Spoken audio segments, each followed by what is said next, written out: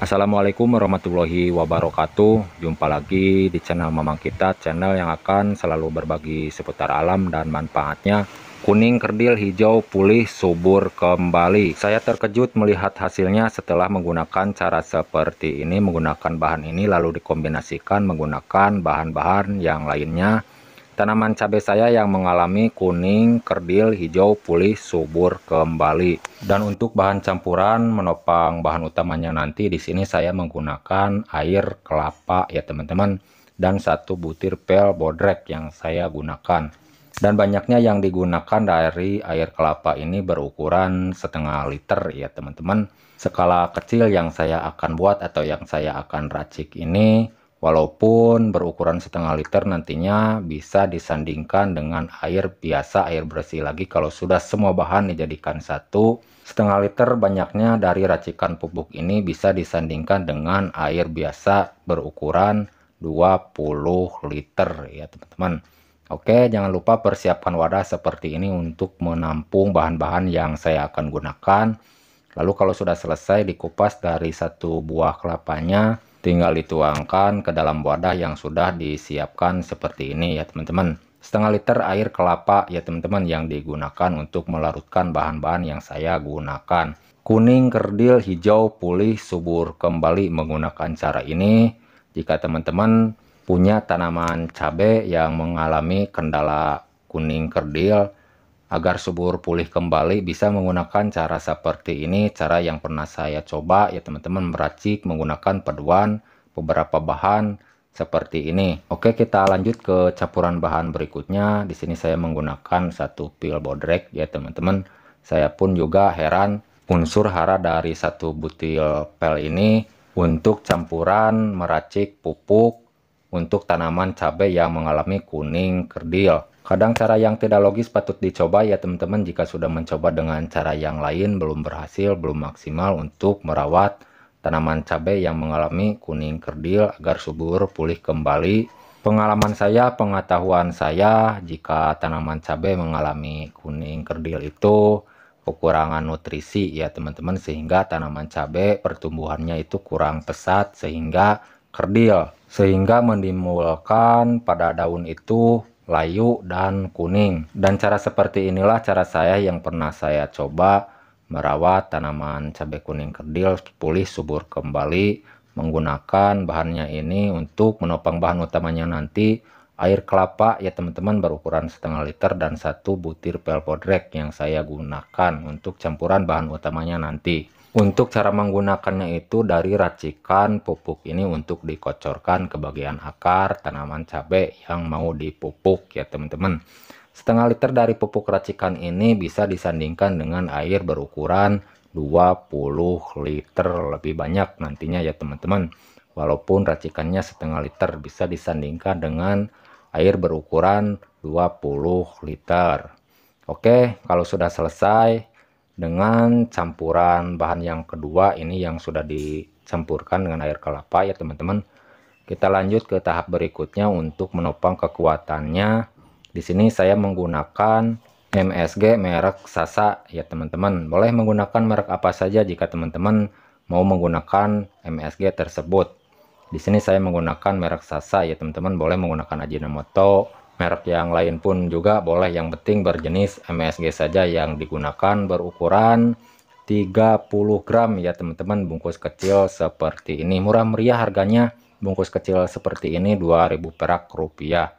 Jadi semuanya digunakan ya teman-teman dari 1 bungkus MSG ini. Kegunaan dari MSG ini sangat dibutuhkan ya, untuk semua jenis tanaman ya teman-teman, terutama untuk tanaman cabai yang mengalami kurang nutrisi, pertumbuhan cepat, layu pada daun cabai dan kuning kerdil pulih subur kembali, dikarenakan MSG ini sangat bagus untuk menyuburkan, memberikan nutrisi yang cukup kepada tanaman yang kurang nutrisi, membantu merangsang pertumbuhan, menguatkan batang berserta akar, sehingga membantu merangsang tumbuhnya pucuk yang baru.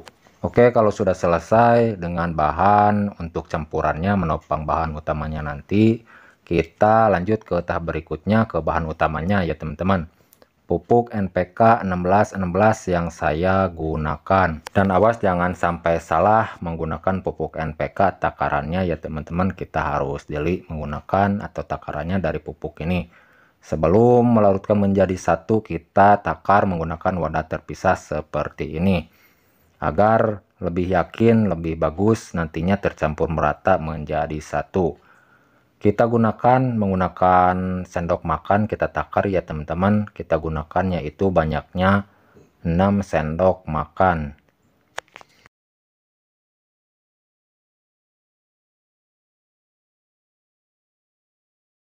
Oke, kalau sudah selesai ditakar seperti ini, kita langsung saja ya teman-teman larutkan menggunakan cairan yang sudah tercampur menggunakan beberapa bahan, yaitu air kelapa, 1 pil bodrek beserta MSG. Larutkan seperti ini ya teman-teman agar tercampur merata menjadi satu dari pupuk NPK 1616-nya ini. Sebelum saya melanjutkan ke tahap berikut, bagi teman-teman jika ada saran atau masukan dari isi video kali ini, silahkan tulis di kolom komentar untuk sharing-sharing meracik pupuk, membuat pupuk, dan pertanian. Silahkan tulis di kolom komentar untuk sharing-sharing sekitar alam dan manfaatnya. Jika teman-teman mau mengikuti dengan cara saya seperti ini, silahkan, tidak juga tidak apa-apa.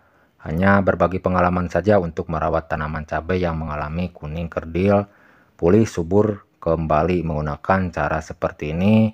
Paduan beberapa bahan seperti ini ya teman-teman, kita aduk agar tercampur merata menjadi satu padu. Dikarenakan tahapnya itu difermentasi ya teman-teman, sebelum digunakan alangkah baiknya kita gunakan pupuk organik fermentasi M4 pertanian yang saya akan gunakan ya teman-teman, yang botolnya berwarna kuning seperti ini. Awas jangan sampai salah menggunakan M4. Ada yang untuk perikanan juga untuk pertanian ya teman-teman, yang digunakannya itu untuk pertanian. Kita buka terlebih dahulu ya teman-teman, dikarenakan masih menggunakan tutup, dan banyaknya yang digunakan cukup menggunakan satu tutup botolnya saja, dikarenakan racikan yang dibuatnya itu skala kecil setengah liter ya teman-teman, jadi cukup menggunakan satu tutup botolnya saja. Tutup rapat lagi kalau sudah selesai menggunakan ya teman-teman, seperti ini. Dikarenakan ini pupuk organik fermentasi ya teman-teman, berbentuk cairan, jutaan bakteri di dalamnya itu yang masih tertidur, kita wajib untuk membangunkannya. Bisa menggunakan cara masing-masing ya teman-teman. Caranya bisa menggunakan molase atau tetes tebu jika ada, untuk membangunkan bakteri dari dormannya. Kalau tidak ada, bisa opsi yang lain, bisa menggunakan gula pasir atau gula aren seperti ini ya teman-teman, gula merah. Jangan banyak-banyak, cukup setengah gandus saja yang digunakan, lalu diiris agar mudah tercampur merata menjadi satu.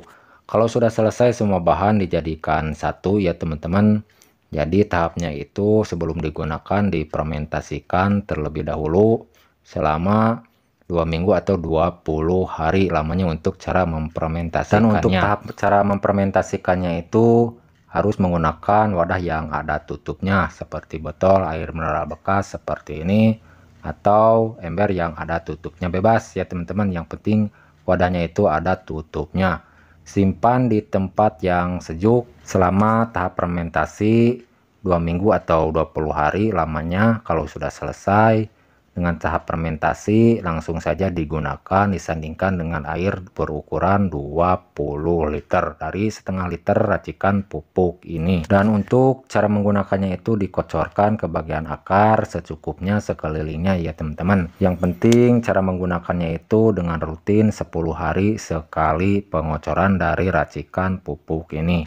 Sekian penyampaian dari saya, semoga bermanfaat. Mohon maaf jika ada salah kata-kata. Sampai jumpa di lain video. Assalamualaikum warahmatullahi wabarakatuh.